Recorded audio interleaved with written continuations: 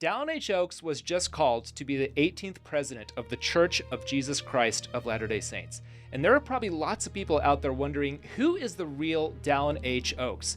This man who some may know had a legal background, maybe he was president of BYU, but there is so much more to the life of Dallin H. Oaks than many probably realize. In order to better understand who is Dallin H. Oaks and what kind of a prophet he's going to be, we are joined here in studio with Rick Turley, who is the author of a biography that was published just a few years ago, In the Hands of the Lord, The Life of Dallin H. Oaks. Short of Dallin H. Oaks himself, Rick Turley is probably the best man for the job to ask these sorts of questions. How Dallin H. Oaks' life was miraculously preserved, how he was prepared to become the prophet that he is now, and other great humanizing insights into the life of Dallin H. Oaks to learn who this man truly is. So, Rick Turley, thank you so much for joining us on Informed Saints. Thank you for the invitation. Okay, so before we get into it, let me introduce Rick here. I should say Richard E. Turley Jr. We call him Rick. His friends and colleagues affectionately call him Rick. But Rick here has had himself a great career. He's a historian. He got his English degree from BYU and then went on to get his JD from the J. Reuben Clark Law School at BYU. So like Elder Oaks, like President Oaks, he has a law background. Many probably know Rick from his work on the Mountain Meadows Massacre. He's published 2 phenomenal books on that subject, which are available through Oxford University Press. He has also published probably the definitive work on the Mark Hofmann saga entitled Victims, Mark Hofmann and the LDS Church through University of Illinois Press, right, back in the 90s, another phenomenal book. And the one that we are looking forward to from Rick is his forthcoming biography of Joseph Smith, which the church has commissioned. It is titled Joseph the Prophet, and there's a lot of work going into that one. We are looking forward to when that will come out here. And did you mention he was also a church historian as well? I think so, yes. Oh, okay. I should have, if not, yes. Assistant church historian, worked on the Joseph Smith papers, worked for the family history department, as well as the church communications department, right? And the public relations department. So Rick has had a storied career both in the law, in history, and in the church, and we are glad to have you with us here today, Rick. Thank you very much. So let's do a brief life sketch. Who's President Oaks? President Dallin H. Oaks began life as the child of 2 educated parents. His father was a medical doctor. There were a number of people in the medical field in his family. As he grew up, he experienced the tragic death of his father when he was just a young man. Mm-hmm. And then that led to a period of time in which his mother was saddled not only with the responsibility of caring for 3 children, but also experienced a mental health crash. And so there was a period of time in which she was being treated for that crash, and he was living with his grandparents. So his grandparents, his mother's parents, in effect, became his surrogate parents for a time. She then recovered from that and went on to get an education. And with that education, she moved the children around. They went to Vernal, and then they eventually moved to Provo. And to me, one of the great changes in his life that he made was a decision early on in his life to let work be the salve for tragedy and difficulty. His motto became work first, play later. And we see that in his early life. When he was 15 years old, his mother got a job that moved her from Vernal to Provo. He was in high school at the time, just getting ready to enter his junior year. And like most children who are in high school and get well established with their friends and their extracurricular activities, the move from Vernal to Provo could have been very challenging for him. But he decided that he was going to go to work and make this something that could be very much a benefit to him rather than a disaster. So he went ahead with the moving truck and the furniture. And by the time his mother and siblings got there, he had already found himself a job at a radio station, a job that he had for the remaining 2 years of high school and the 4 years of college that he experienced at Brigham Young University. So to me, it's a good example of how a young person can decide, do I sit and wallow in my self-pity, or do I exercise some faith and go out and try to do something? So that's just one example of many things that he did. And then he graduated, and I think his life beyond that point is better known. Yeah, right. His legal career, his academic career as president of BYU and so forth. So when they announced the death of President Nelson, the next day, my wife and I decided we wanted to read this in preparation for President Oaks being called. And I always thought that I knew who Dallin H. Oaks was, right? Sort of in broad strokes. But reading your biography, especially about his young life, his childhood, growing up, right? That was where I learned a lot of really sort of amazing things about the man. You mentioned his work ethic as a young man, of course, the tragic passing of his father, and how that really kind of saddled him with this responsibility, right, to step up to the occasion for himself, for his family. He even mentioned this in his last General Conference talk right before he was called, and so called I'll as a prophet. say, I was walking my daughter the other day while I was reading this book. I was like, stroller in one hand, Kindle in the other, reading it. And reading about the passing of his father, I just started breaking down crying. I wasn't expecting it, especially because we had just recently heard him kind of speak to that for the first time publicly in General Conference. But I remember just being so moved and so touched by the grief of that tragedy and how it would have rocked that man. And so I don't know, how formative was that moment in President Oaks's life and how it shaped the rest of how he approached life? You mentioned work being one coping mechanism for grief, but what else might you have to say about that moment in his life? It was for him at the time a moment of crisis. I think he felt as though his life had been severely rocked.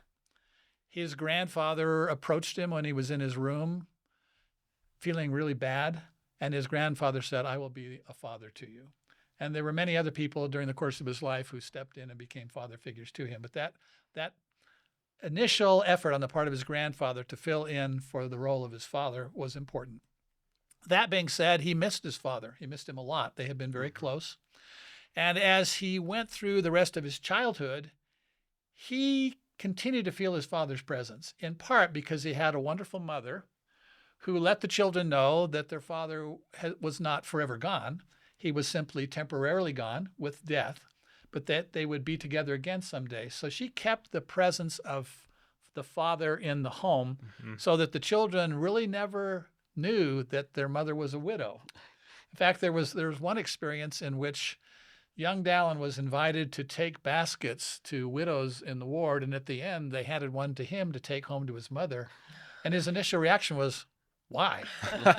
My mom, we have a father. Yeah. So I think his wonderful mother, a strong, dynamic woman, kept the presence of her husband in the home. And so he grew up without a father and yet feeling that he had a father. Wow. And you mentioned that the grandfather was going to be a father to him.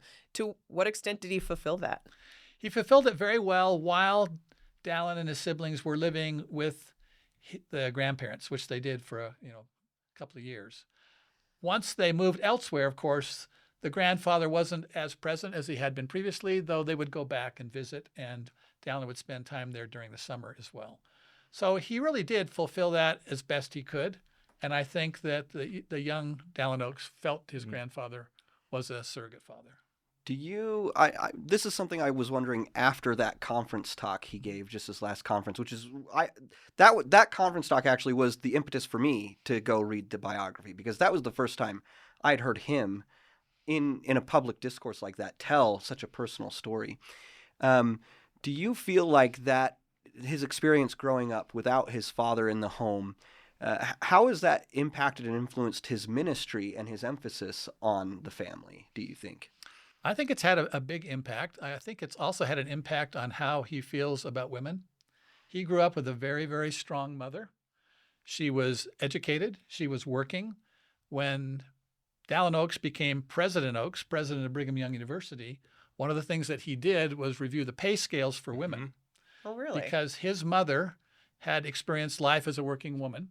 And so they went to work and they made certain that women who did the same work were paid the same as men.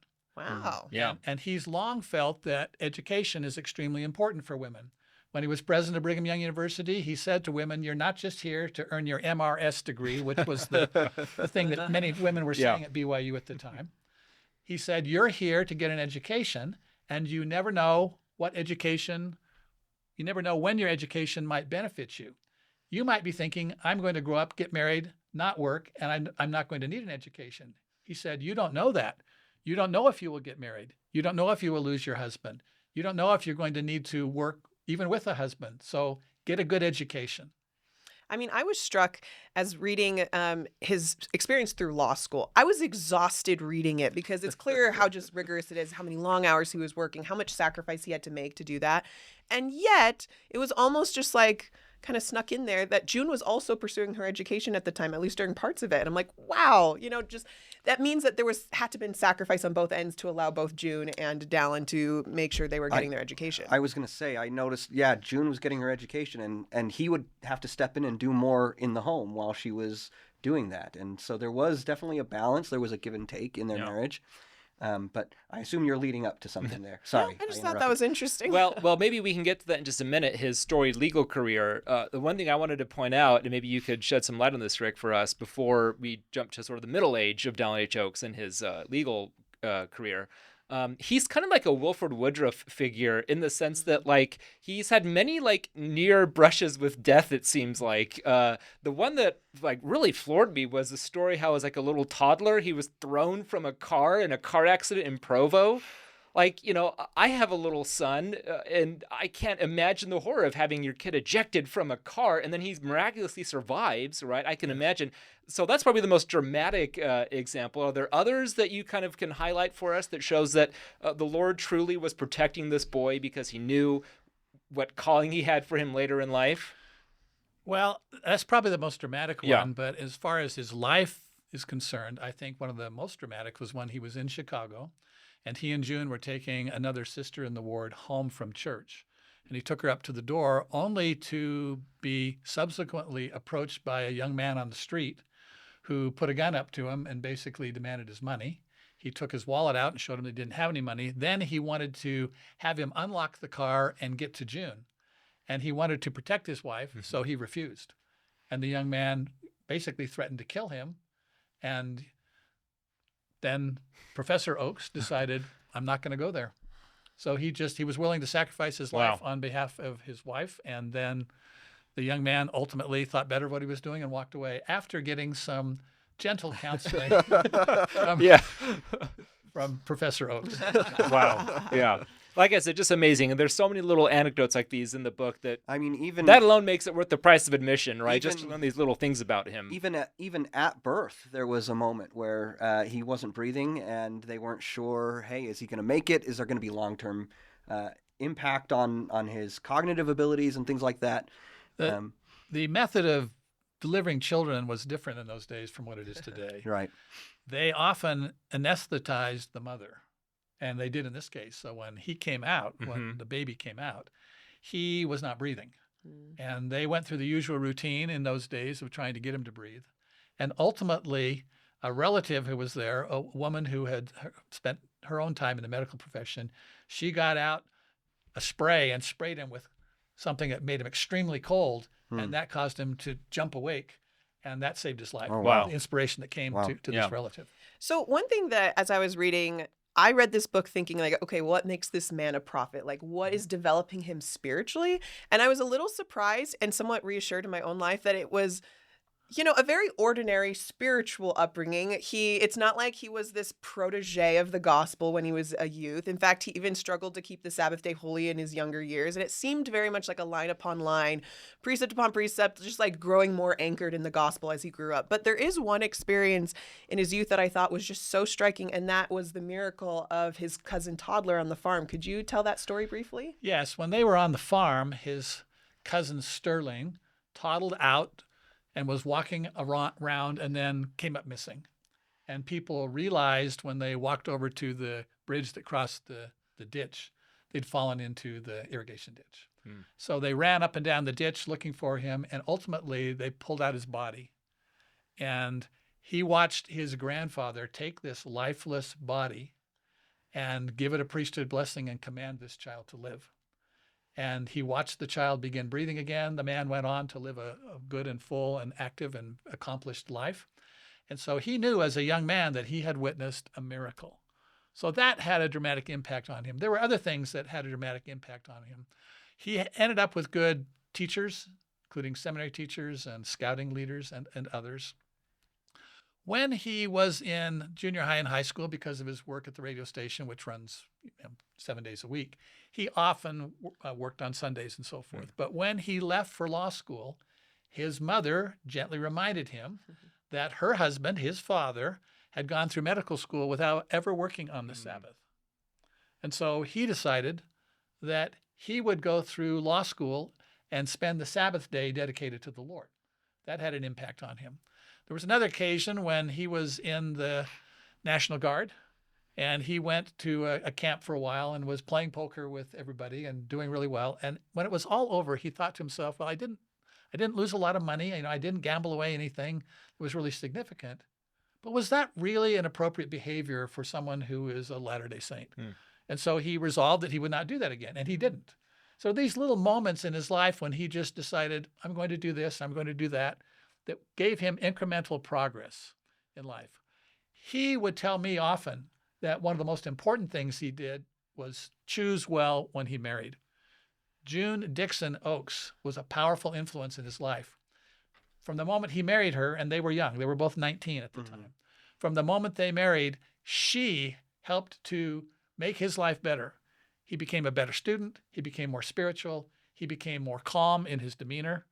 She served as a real strong anchor to him throughout the period that she lived. And his grades got better too, I understand. They did. She truly was a refining influence. Okay, so that one is a really funny story, though, about how they first met and how he ended up with June instead of Jean. Could you maybe tell how that first date went? Yes, he feels that that date had something happen on it that made the difference in his life because she was such a great influence. But he went on this date with these identical twins, and he wasn't sure which of the two he was dating because it was the classic conundrum, right?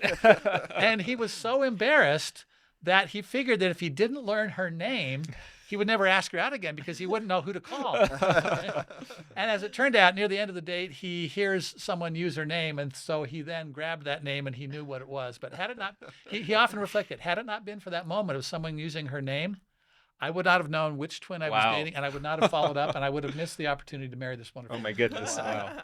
Well, lots of great anecdotes from President Oaks' childhood and early adolescent years. Like I said, that alone is worth the price of admission for the book. Maybe we could take a few minutes to talk about sort of, well, let's say part 2, Act 2 of the Life of Dallin H. Oaks, which is sort of his legal career in Chicago and his time as president of BYU. Do you want to give us a quick rundown of what that part of his life looks like? What are the highlights of that time of his life? And then we can ask a couple specific questions to help flesh out that period. Because again, when I think of Dallin H. Oaks, that's usually what pops to my mind. BYU president, right, and an associate justice on the Utah Supreme Court, right? Oh yeah, and he was in Chicago, I guess, right? But there's so much more to it than just that. So Rick, do you want to walk us through that part of President Oaks' life real quick? The Chicago period of President Oaks' life was quite important to his development. When he graduated from BYU and made the decision to go to the University of Chicago Law School, he was going as a young Utah graduate to one of the nation's finest law schools. And even though he knew he was a hard worker, and even though I think he had a general sense that he was intelligent, he worried that going into this competitive field might be very difficult for him. And so his initial feeling was, if I can come out at the end of the first semester or the first year in the middle of the pack so that I'm not really humiliating myself, I'll feel really good about my performance. As it turned out, he put that work ethic into play, and he worked extremely hard.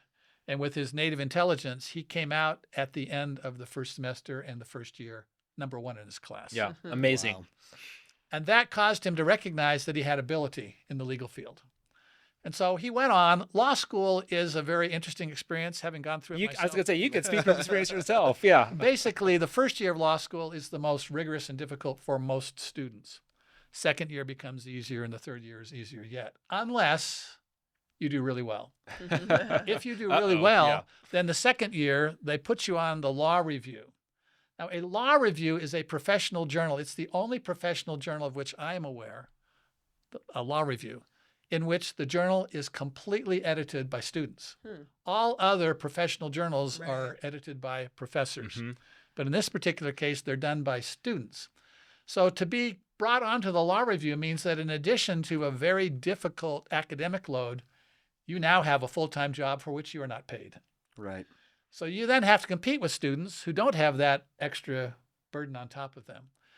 And if you do really well your second year, you get pulled onto the board of editors of the Law Review. Oh, boy. And it's the most intense year yet. And he was named editor-in-chief of the Law Oh my Review goodness. for his third year.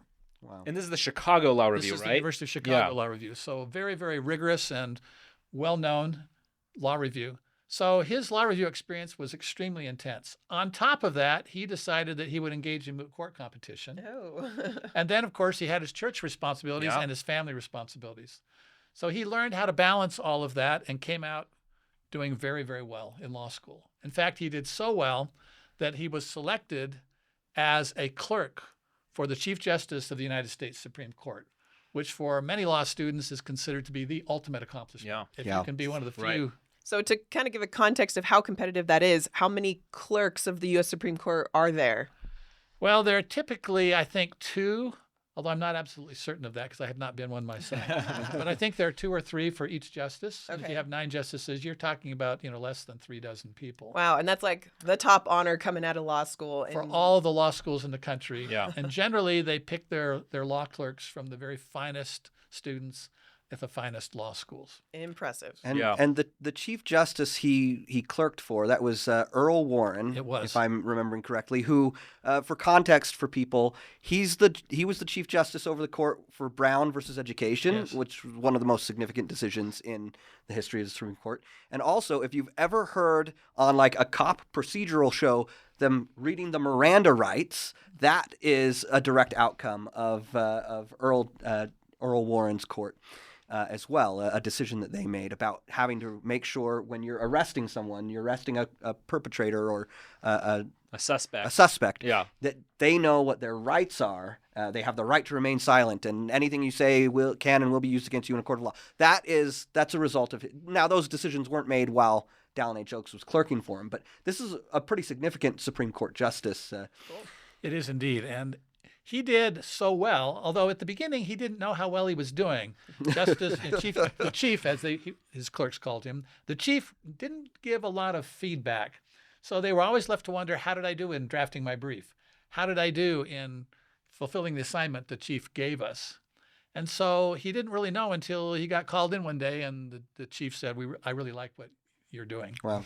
And then at the end of his first year, the chief tried to talk him into staying for a second year and sort of being the lead clerk Oh my. for all of this.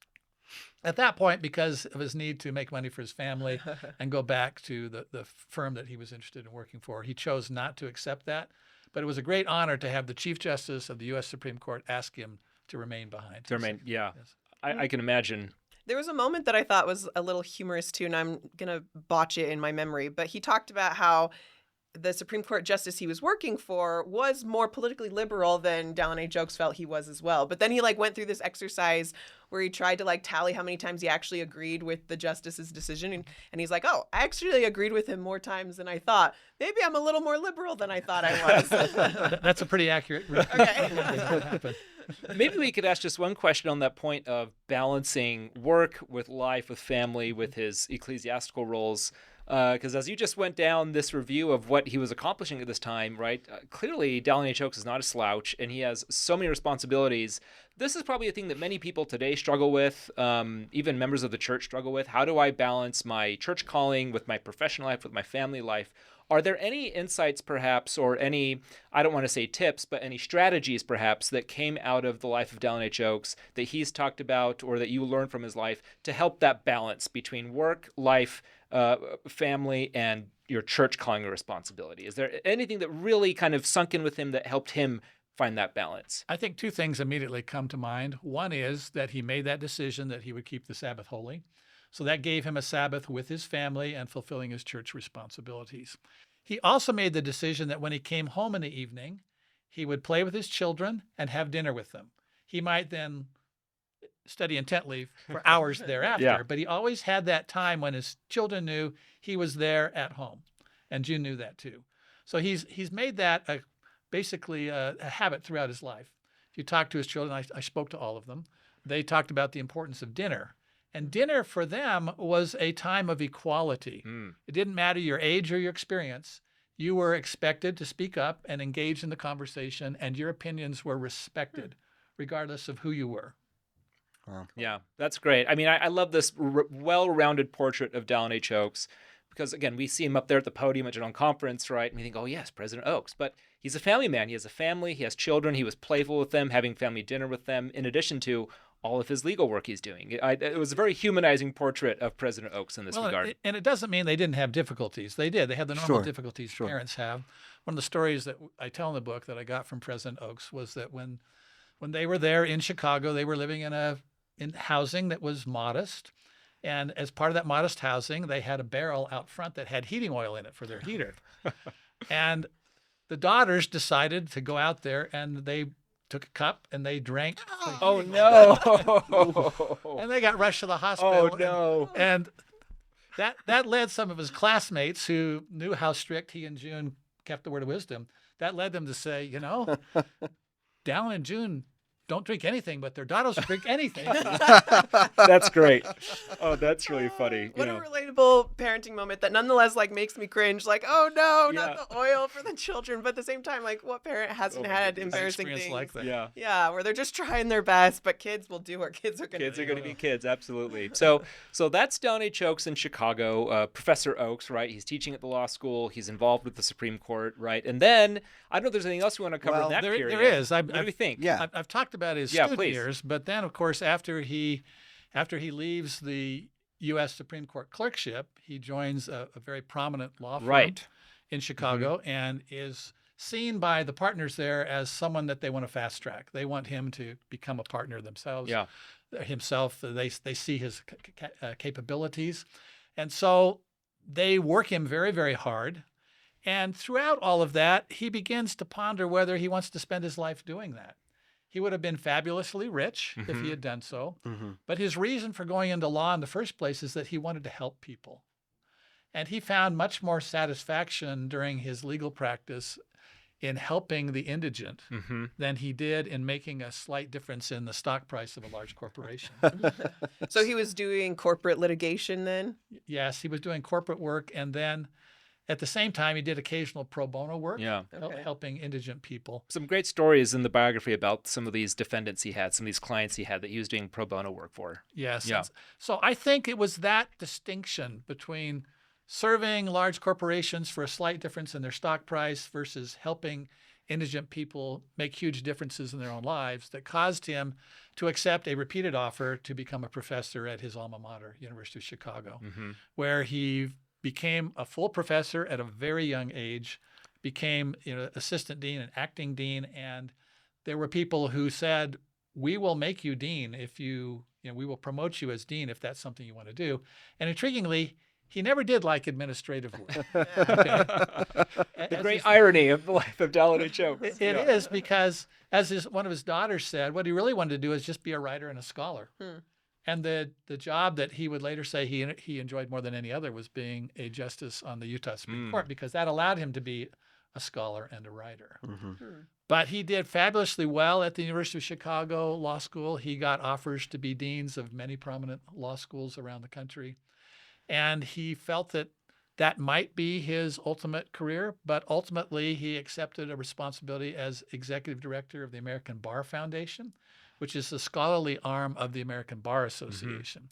That put him basically at the top of a very prominent organization doing the work he loved most, which was writing and researching. At the same time, it gave him some administrative responsibilities that gave him experience that he would use later. And yet behind all of that, he had this feeling that kept coming to him that all of these opportunities that he had been given in life were not for his personal aggrandizement. They were for him to perform some type of service. He just didn't know what until he heard that President Ernest L. Wilkinson was no longer going to be the president of Brigham Young University, at which time he had an impression, I will be asked to do that. Yeah, but Wow. these very powerful premonitions, he's getting impressions. And that also stood out to me in the biography. You mentioned that he had a lot of opportunities while he was still really young, and so I think it's maybe appropriate here to interject that the moment he's having this impression and this is happening, he is 39, if I'm correct. Yes, 39 years old. I got to that point in the book. I'm 38, okay, right now. I got. Have you clerked for the Supreme no, Court? I Neil, haven't. I got to that point in the book, and I thought, this man has accomplished like an entire lifetime's worth of things here, and he's only my age. So when he was a member of the 12, I'll jump ahead just a little bit and then come back. Yeah, sure. When he was a member of the 12, a man wrote to him, and he said, I've reviewed your life and everything that you've accomplished, and I feel like such an underperformer. I feel essentially depressed that I haven't been able to accomplish what you have accomplished. And he wrote this young man back, and he said, don't compare yourself to other people. He said, I've had rare opportunities that were given to me that you have not had. So don't judge yourself by comparing yourself to me. Judge yourself by how you're doing with what you've been given. And I think that's some wisdom. I love that. Evergreen wisdom, since that's a problem many people today have, right? They go on social media and they see how great everything looks in somebody else's life, and they just, so excellent wisdom and perspective there. Let's take a few minutes then to talk about President Dallin H. Oaks, president of BYU, who was, in fact, at one point, Cosmo the Cougar, right? There's that great picture of him. I showed that picture to Jasmine. We'll put it up on the screen here. And it kind of blew your mind that at one point he was Cosmo. That was the first time I'd ever heard of that. I had no clue that he was Cosmo. That's my favorite fact. But there was more to President Oaks as president of BYU than just being Cosmo the Cougar. So, Rick, could you tell us a little bit about his experience as president of BYU? So he came after Ernest L. Wilkinson, and then his successor was, as I understand, Jeffrey R. Holland, right? And so he's right there in the middle of these two other great men as administrators of BYU. So tell us, and this is from 1971 to 79 or? It's 9 years. Yeah, so 9 years. So tell us about these 9 years as him as president of BYU. So interestingly, during his tenure, one of the things that he focused on most was good academics. I think he had a feeling when he came aboard that some people had come to college to play and that this was not the right priority to have. If you're going to get an education, get an education. And as I mentioned earlier, he said to a lot of the co-eds who had come and didn't want to work hard for an education because they felt like they were going to get married, he told them, you need an education, take your education seriously. He provided equal pay for equal work for both female and male faculty members. He pushed hard to have the academic standards rise, and he set an example with his own work at the time. Imagine being president of the university and at the same time continuing your career in publishing. Oh, wow. I don't think I knew that either. This is when he published his, probably one of his most famous works, Carthage Conspiracy, right? It With is. Marvin Hill, was while he's president of BYU. And that volume on the martyrdom of the prophet Joseph Smith and the subsequent trial, if you want to call it that, it was Kangaroo court, if you will. it was kind That's of very generous to call it a trial. kind of a sham. That volume that he did with his friend Marvin Hill holds up very well to this day, and it's still in print, which is remarkable. A lot of historical works are sort of flash in the pan and then you don't see it again, but that book is still in place. Yeah. So it seems like he was the right man for the time to bring both his historical and legal and Latter-day Saint perspective all together for this book, which has stood the test of time. And he brought his family into it as well. They would vacation during the summertime. Yes. And so his family took a vacation to Hancock County, and he did research there and found documents that had been unseen for a long time. And if I remember, you were saying in the book, you talked about how he loved to camp. And so they would go camping and they would do makeshift tents and things like that. And June did not like that. So something a lot of people don't know about President Oaks is that he loves the outdoors. So he grew up riding horses and hunting and fishing and so forth. So when it came time, the other thing I need to say about him is having grown up in somewhat of a poor situation economically, he became very good at handling money. And so when he could, he tried to get by with spending the least money possible. So when they camped, and I got this from him and from his children, when they camped, they'd park the car and get a tarp and spread the tarp from the car roof down to the ground. Amazing. That would be their tent. Oh my goodness. Fantastic. There's a wonderful letter in his correspondence in which he writes and says, we splurged and bought a tent so that June will want to camp. She doesn't really like it very much.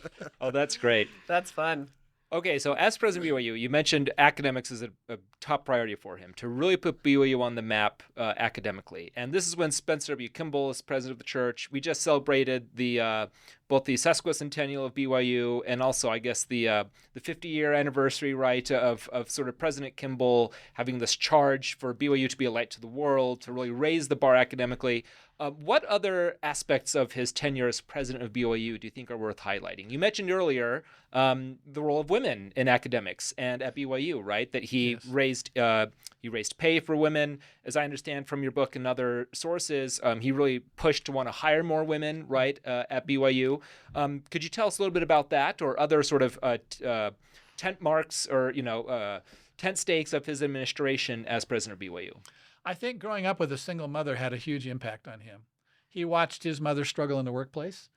He watched his mother work and recognized that at the time women experienced discrimination, particularly in the state of Utah, and where working women were not necessarily appreciated very much. And so he worked very hard during his tenure as president of BYU to create equality and to encourage education, recognizing that his mother's example should be a light to many other people. Now, that being said, he and June tried to live a traditional lifestyle in which, for the most part, she stayed at home and took care of the children. But he recognized that it wasn't that simple in many people's lives, and it certainly wasn't in his mother's life. Another thing that he did while he was president of Brigham Young University is to advocate spirituality. So he wanted the students to balance a good academic education with the spirituality that's available at Brigham Young University, a church school. And then to preserve that opportunity to be spiritual, he got engaged in a number of legal matters to help preserve the uniqueness of the school. Yeah. And he did that not only as the president of Brigham Young University, but representing private universities and colleges across the country. Interesting. He did not want BYU to fade into what he sort of saw as a common gray scale of university. He wanted it to be unique because of its status, and he wanted other universities to be able to maintain that unique status without micromanagement from government officials. Yeah. Right. That also stands out is this this pushback against sort of executive reach into BYU, or attempts to do as such, to really maintain its unique character as a private religious university. Yes. Yeah. What do you think? Any other questions or thoughts on his time at BYU? Well, Again, there's so much to talk about just on this section, but I think it's worth highlighting the important things. One thing I think is interesting, I want to get clear, is June actually, they have a kid while he's at BYU. Is that right? Yes. And if I'm not mistaken, that was 1975. And so this is such a young president of BYU. They're having kids. Still growing their Still family. having They're children. still growing their family. But if I did the math right, that means did they still have kids at home when he was called as an apostle? They still had their youngest child at home. Yeah. Wow. And she was born somewhat late. There was a gap. There was a gap between. There's an anecdote in the book that when she's born, and she goes on to become a very accomplished violinist. You all know her as Jenny Oaks Baker. Okay. Yeah. So she was the caboose. She came later than they expected, and they welcomed her with joy into their home. But she told me that in many ways she grew up as a single child because her siblings were so far ahead of her. Mm-hmm. But at the time she was born, when he was president of Brigham Young University, many people assumed that because of his high responsibility as a university president, that they were younger than they actually were. Oh wow! And so they introduced their daughter at a devotional, and President Oaks said that people had talked to June and thought she was older than she really was, and she had joked, "Yeah, maybe when the next one comes around, Medicare will pay for it," showing her sense of humor in his. Yeah. And that sense of humor that they had is reflected in the life that they led overseeing the university. Mm-hmm. They had a Great Dane that they kept in the home and sort of became famous on campus. June would invite people in and cut their hair and do things that she thought were needed because she was sort of the mother to tens of thousands of students. Mm-hmm. He loved to do things that showed his sense of humor. He put on the Cosmo costume one time at a game. He did other things with students that made them feel like he was one of them instead of just some high official. Well, and one thing that comes out in the book, and it feels like everybody, I have a Dallin H. Oaks personal anecdote with his sense of humor. He has a wonderful down-to-earth sense of humor, and it's not contrived, it's not forced, it's natural, right? You see that on the pages of the book. You see that with reported personal interactions with him. Again, it's a very nice humanizing touch. I think President Oaks even says it himself, that I kind of have a reputation for being very stern and serious, because when I get to the pulpit, this is very serious business here with the church, right? But when you know him as a person, right, beyond just seeing him on the TV screen of the pulpit, yeah, he's charming, friendly, humorous, down to earth. That comes out in the pages of the book as well. It does. As in the preface to the book, I say something that I think I wanted readers to understand. I say here at the end, because of how seriously President Oaks takes his calling, he often appears in public to be stern, a point on which family members rib him frequently. In private, he is warm, jovial, caring, and kind, with a winning smile. Few people I have known tell humorous stories with greater skill and relish. I have worked to capture both sides of him in this book. Yeah. So I want readers to feel the whole person and not just the pulpit presence. Yeah. Yeah. Great. Well, let's jump ahead here just real quick. I know we have a little in between period of him being president of BYU to when he's called to the 12. I know we want to get to him being called to the 12, but let's just take a couple minutes to discuss his time as a justice on the Utah Supreme Court. Because when he leaves BYU, seems like he has different options available to him, right? As I understand, maybe I'm getting the timeline confused, but at one point there's discussion, does he go on the federal bench or does he go into sort of federal law, right? But he decides to stay here in Utah and go in the Utah Supreme Court. Do you want to talk us through that a little bit, that part of his life? Sure. When he leaves BYU, he is still a very young and accomplished lawyer. Mm-hmm. And so he had the opportunity to be engaged in a lot of different legal activities, some of which would have made him a great deal of money. He spends a few months, they give him a little bit of time to do some legal work for the church. And so he has a few months to contemplate what his future moves are going to be. And during that time, June is beginning to wonder, how are we going to live? You don't just assume that because you've had high position, you're going to have, he's way too young to retire, so they don't have Social Security or something like that. So she's wondering, well, how are we going to live? And where are we going to live? They lived in the president's house at BYU, and now, of course, they're going to have to leave that. Right. So she approaches him once in a conversation. There's some other people around, and she says, so where are we going to live? And he says, well, just go out and find us a place. And she basically, what, this economy? She basically says to him, well, when are you going to get a job? It's this little funny repartee that they had. But he had lots of options. And ultimately, he decides to submit his name for an opening in the Utah Supreme Court. And he gets that. And as I have mentioned before, to him, that was the most enjoyable job of his life. It was relatively relaxing. When you are an appellate court judge, what you're trying to decide is whether the people at the lower levels didn't make the right decision in the first place, but whether under the standard of review, they made a mistake. Mm-hmm. For people who watch college football, it's very similar to the review standard for plays. Once they call the play, the question isn't, how would you have called it? Mm-hmm. But it's whether there is enough evidence to overturn it. Right. And that's what an appellate court judge does. So he had the opportunity in what he called a bench that looked at a lot of different subjects. He had opportunities to study a lot of subjects and to learn about them and to make contributions as a justice. That was far more appealing to him than, say, the federal bench, where he might be looking at only particular types of cases. Right. And whenever he did have the opportunity to jump to the federal level, he didn't feel comfortable with the choice for his family and for his own enjoyment. Mm-hmm. So even though he had the opportunity and might have moved to the federal bench, he chose not to do so. He chooses to stay placed in Utah. So he's about 4 years, right, in the Utah Supreme Court, Yes. sort of 1980 to 1984, is involved in some influential case law or some cases there as a Supreme Court justice. We'll recommend people check out the book to learn more about that little brief but important period of President Oaks' life, because what we want to really get to, I think what most listeners want to know, is Elder Oaks the Apostle, who is called in the same session of General Conference as President Nelson, Elder Nelson at the time, right? And famously, there's the account of Spencer W. Kimball saying, call Russell Nelson and Dallin H. Oaks in that order, right, of seniority. And so he joins Russell Nelson. Both they joined together. However, what I learned in the book is he did not immediately become an apostle, as it were, insofar as like assuming his responsibilities as an apostle. So as you tell in the book, right, and correct me if I'm misremembering, but he gets a phone call from Gordon B. Hinckley saying, we're going to call you as an apostle. And he's like, well, I can't really jump on right now. He accepts the call, but he's not ready right there at the minute to become an apostle. So he's sustained a general conference, but it takes him a couple of weeks before he can actually assume the apostleship. Do I have that basically right, yes. that account? Let me go through it in a little bit more detail. So when he was serving on the Utah Supreme Court, he was still, again, relatively young.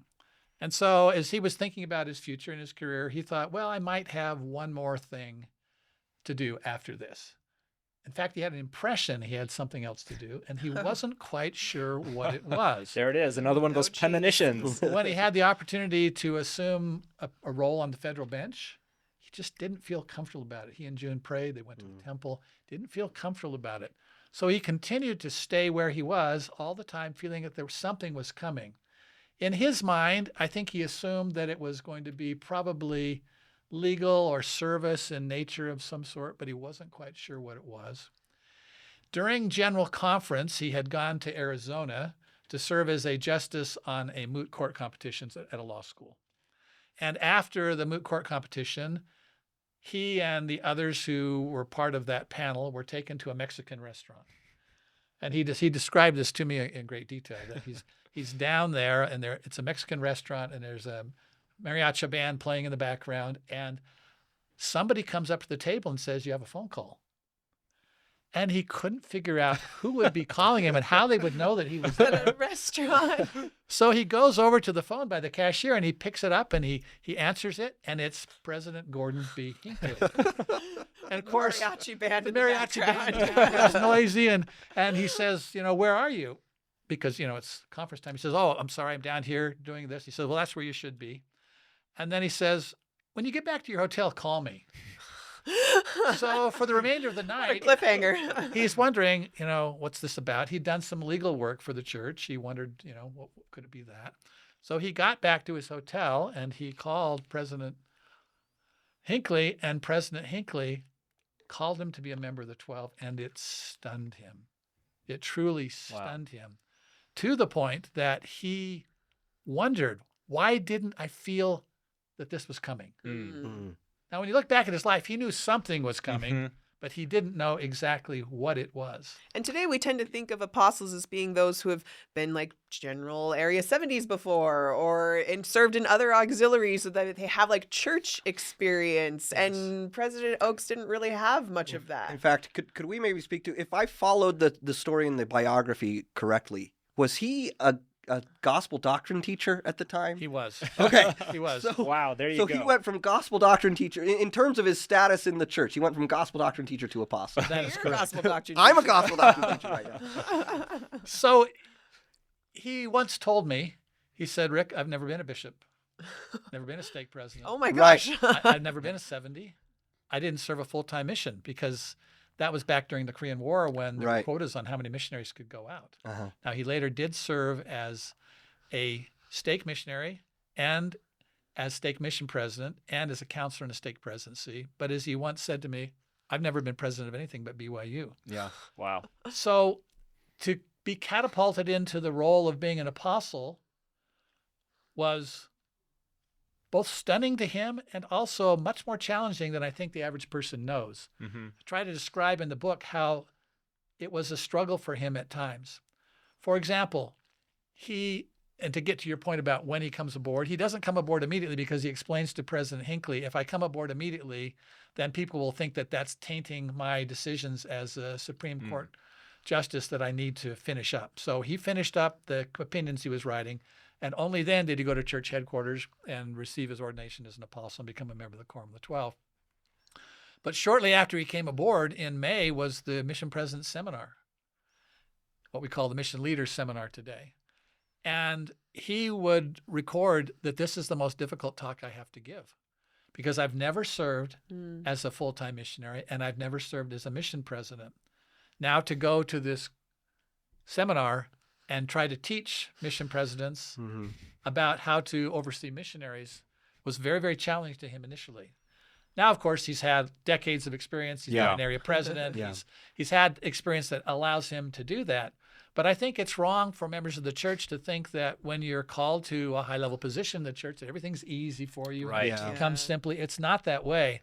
In fact, I think one of the most important decisions he made, which I want to quote it if I can find it here. While you're finding that, I'll just say that's so relatable because I've never served a mission, but I just got called as my state's mission prep teacher. And I'm like, what are they thinking? I don't know how to teach people how to serve a mission. And so to hear that, like those similar feelings is very relatable. It is very normal to feel like you're not able or ready or to have a calling. But he is a very good example of how a person can receive a calling and live up to it. When he was a young associate in the law firm, working incredible hours that would make you exhausted, as you said. When you, yes, when you just read reading Just it. hearing about it, yes, Yeah, I'd be exhausting. exhausted. He is called as a stake missionary and is expected to put in a lot of time every week. And it seemed impossible to him. He couldn't possibly, he initially thought, fulfill his role as a young associate in a firm that demanded his every waking hour and accept a responsibility in his stake to be a stake missionary. But the man who was asking him, John K. Edmonds, was a man he really respected and was in many ways a father figure to him. And he thought, I cannot decline this call. So he accepted it on faith and very quickly learned that the Lord made up the difference. And as I explain in the book, things happened that made it possible for him to continue to perform exceedingly well in the law firm and yet not miss his opportunities as a stake missionary. That's cool. So he accepted that same type of commitment when he became an apostle. And this is what he said. He'd been asking the question, throughout the remainder of your life, will you be a judge and lawyer who has been called to be an apostle? Or will you be an apostle who used to be a lawyer and a judge? And he committed, I'm going to be the latter. Even though in many ways that requires dropping down to the bottom and starting up again. So he has worked very hard to be an apostle first and foremost. And if legal matters come up that he can aid with, fine. But he normally sends those to the church's legal counsel to handle and doesn't handle them himself. Interesting. He is apostle first, and I think that's important for people to know. And to that point, early on in his apostleship, he dedicated some time in his scripture study and whatnot to understand what it means to be an apostle. Yes. Right. And he latched on to the expression that an apostle is a witness to the name of Jesus Christ. Yes. And he said, okay, well, what does that mean? And so he searched the scriptures, right, and studied everything it says about the name of Christ and being a witness to that. And that was one of his first books as an apostle, if I'm not mistaken. It was. He saw something there that had been missed by a lot of other people. Mm-hmm. And he is an extraordinary researcher. I mean, think about it. This is a man who was a young tenured professor at one of the best schools in the country. And he was a remarkable student. So it's not like he's coming to questions of research without the tools. He has the tools. Right. Yeah. And so when he wants to study something, he studies it intently. He knows what he's doing. And that was one of the topics he was most interested in because that was his new responsibility, to be a witness of the name of Christ in all the world. Well, that is my next question. So besides showing up at general conference and preaching the gospel and just general sense of being busy, what does an apostle do on a daily basis, a weekly basis? So most members of the church see apostles in only two settings. In a meeting setting where they're speaking, such as general conference or some type of large devotional. Occasionally you'll see an apostle at your stake conference or a regional conference. But other than that, you don't see them at all, typically. But they have a full-time job. When they're not preaching on the weekends, they're back in the church administration building, serving on important councils of the church and making important administrative responsibilities so that members of the First Presidency don't have to. There was a period of time when the First Presidency and the members of the Quorum of the 12 took care of many of the important administrative responsibilities at the church headquarters because the church was small and the staff was small. The church has now grown to a point at which they have delegated authority downward in many directions. As many things as possible go to staff. If they have to go to general authorities, they go to 70s or the presiding bishopric. If they have to go to the apostles, then by the time they've risen to that level, they're very difficult. And if ultimately they have to go to the First Presidency, they're the most difficult questions. Yeah. So they spend their weekend days often at meetings out in the field or traveling. Members of the Quorum of the 12, as described in the Doctrine and Covenants, have the responsibility of opening the countries of the world to the gospel. And so each member of the Quorum of the 12 has an assignment for a part of the world, and they visit that part of the world and are deeply engaged in making decisions about the administration of the church in that part of the world. And in President Oaks's case, famously as an apostle, it was his time in the Philippines. Yes, so he became an area president for a time in the Philippines, and that was a very formative experience for him because it allowed him to learn some things that he hadn't learned the way that many people learn coming up through the ranks to become a general. That's actually a fairly unique thing for him and Elder Jeffrey R. Holland at the time. Yes. They were the first apostles who were asked to be area presidents and actually live in their areas. President Oaks in the Philippines and President Holland in, I think, was it Chile. Chile, okay. Yeah. They were the first ones as apostles who were asked to do that in something like 50 years. It had been a long time. You know, we used to have an apostle resident in the British Isles because that was an area where we had a lot of converts. But this hadn't been done in a very long time since we'd established area presidencies. And President Hinckley saw that in both Chile and the Philippines, we were having a lot of baptisms, but not a lot of real growth.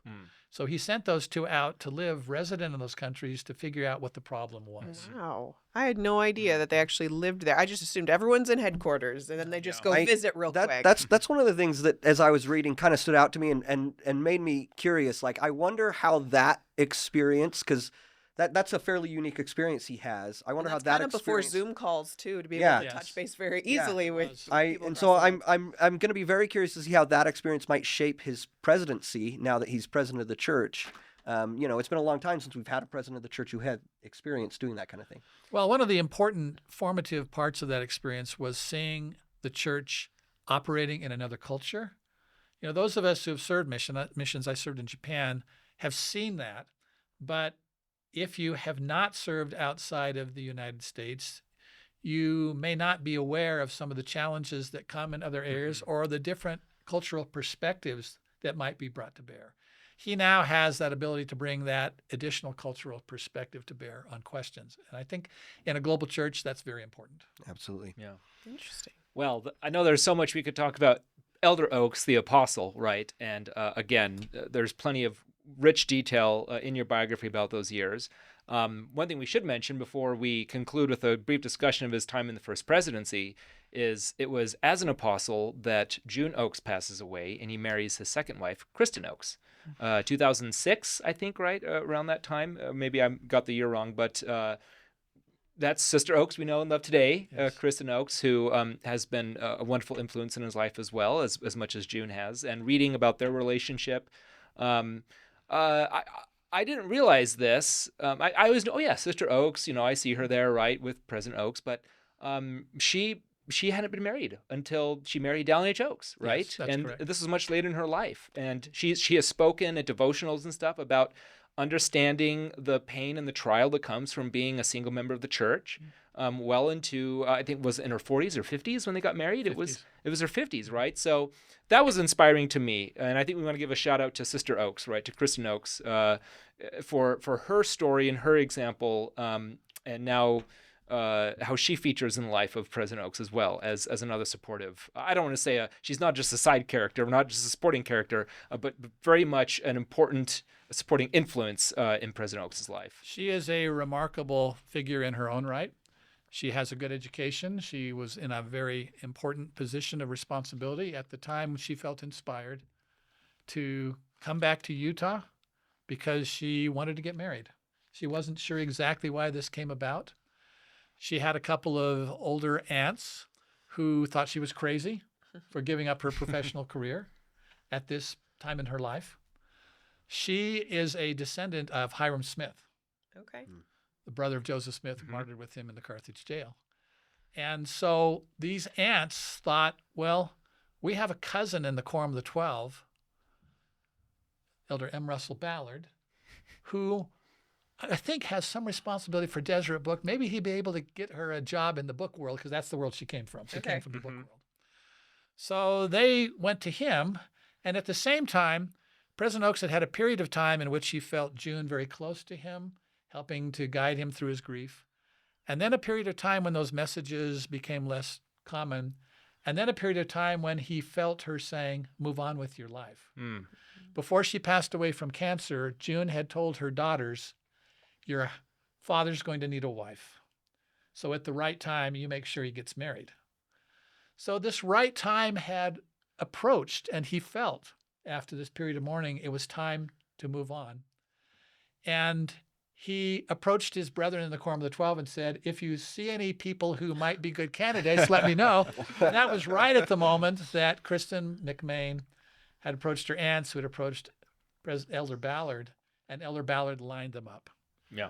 And Elder in fact, Ballard playing matchmaker. in fact, I don't know if many people know this. I think it's in the book, but at the time that they had their little wedding reception for the members of the Quorum of the 12, Dallin and Kristen gave to Elder Ballard a little chest with gold coins, the gold-wrapped chocolate, as a finding fee, because he lined them up.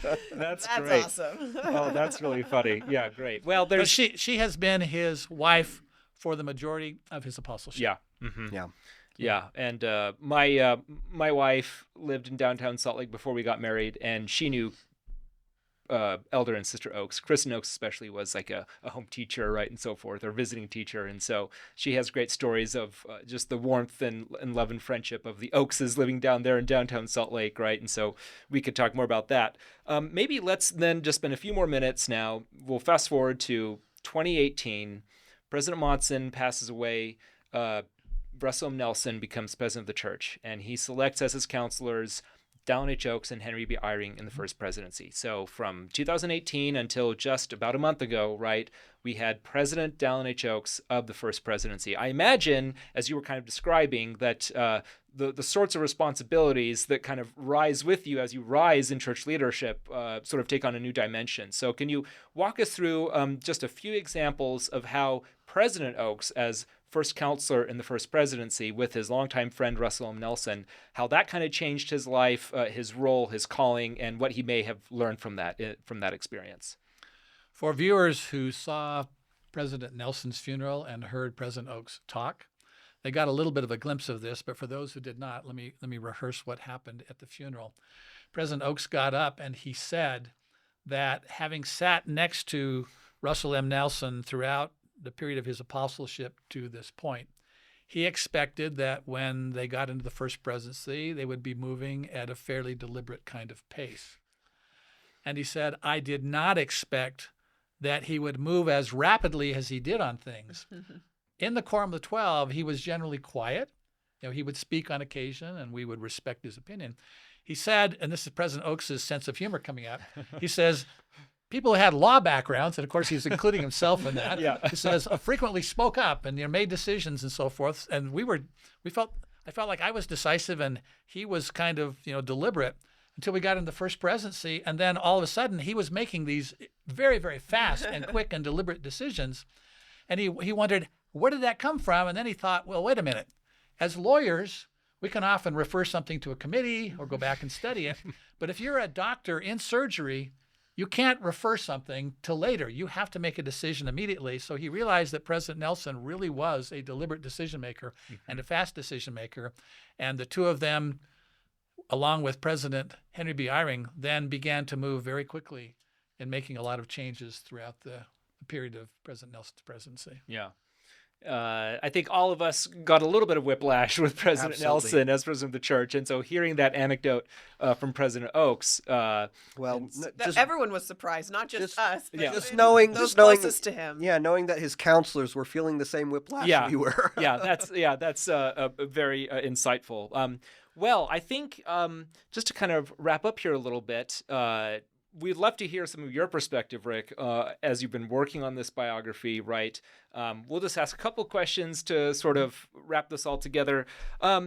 Looking sort of at the long arc of the life of Dallin H. Oaks, Rick, how do you suppose, or how do you think that his legal background and his academic background and these other factors in his life have led him to where he is now? And maybe if we want to prognosticate a little bit, how do you suppose or think that they will affect his presidency going forward now that he is president of the church? I think we can all kind of speculate certain ways, but you're probably in the best position to give some prognostication on, with everything coming now to where we are sitting today, how do you think this is going to lead us, or where is it going to lead us? I think in April of 1984, when President then Elder Russell M. Nelson was called to be an apostle, and on the same day, Elder Dallin H. Oaks was sustained as an apostle. I think what we saw at work was the way the Lord works through his living servants to see around corners, as Sherry Dew sometimes says. The calling of those two men at that time made it possible that Elder Russell M. Nelson became President Russell M. Nelson, the world-famous surgeon, at a time when the church and the world at large was going through its biggest health crisis in a century. And I don't think that was coincidental. No, not at all. That the Lord chose them decades earlier so that he would be the president at a time when we were going through a health crisis. Nor do I think it's coincidental that President Dallin H. Oaks is president of the church at a time when we are living in a very complex part of the world's history, and particularly the history of the United States and the headquarters country, for the church. As I have watched President Oaks, studying his life and then seeing him in action for now almost 40 years, knowing him personally, what I have seen is a man who has learned a lot how to interact with people from various backgrounds and circumstances. He has given talks in which he talks about the importance of living in a pluralistic society. He has challenged the idea that we should all be working on a zero-sum type of behavior that requires that everyone else fail so that we can succeed. He instead advocates peace and harmony and learning to live together in a diverse society. And I think that is likely to be reflected in his presidency. So as the historian and author putting all this together, what were some of the biggest challenges in compiling this life story? I have written a lot of books, and I have written as a historian, which means that this book may be unusual in that often the books that are written about church presidents are written by people who have a background in journalism. And so they often do interviews and they write the books from the interviews. I chose deliberately not to do that. I chose to do historical research first and then use the interviews only to fill in the gaps. And I did that deliberately because I know about memories. We all think that our memories are like hard drives. We experience something, it reads onto our hard drive, and 50 years later we can pull it off exactly as it was. When in reality, our memories are like big pots of stew. And if we take out a little spoonful and put it on a glass slide and look underneath a microscope on the day we create it, and then go 50 years and take out another scoop while adding ingredients each day of our lives, what you see on the slide 50 years later is not the same you see on the slide. But you don't know that because that change in memory is almost imperceptible when seen on a daily basis. So I did the work in the original sources first, used that to create the framework for the book, and then only filled in gaps when I could use that historical framework as a way to judge the interviews that I did. That being said, as one who got into the sources, as I say in the preface to the book, President Dallin H. Oaks may be, with the possible exception of Russell M. Nelson, who's probably the same, he may be the most documented church leader in history. Wow. Because his parents were educated and literate and wrote lots of letters to each other. So there's a wealth of correspondence about his childhood.